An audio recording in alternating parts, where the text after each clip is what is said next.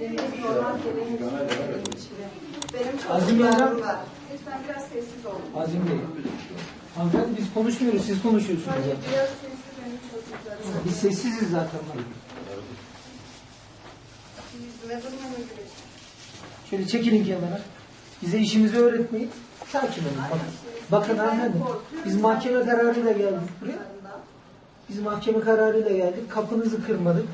Güzelce çaldık kapınızı geldik. Sakiniz biz. Siz de sakin olun. Evde 5 tane çocuğunuz var. Haricen siz varsınız. Başka kimse var mı? Tamam. Kimse yok. Arkadaşlar Gel. Gel.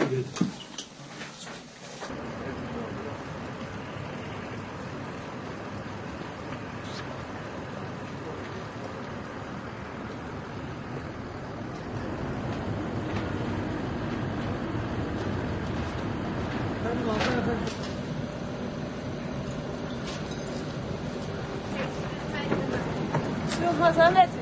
خدام زیانه.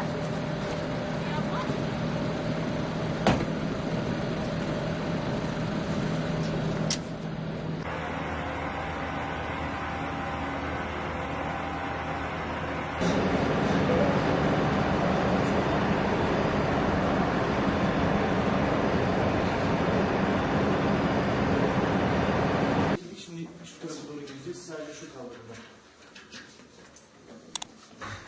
Şeyi bir an önce kamerayı çekelim diye. Neler yapayım?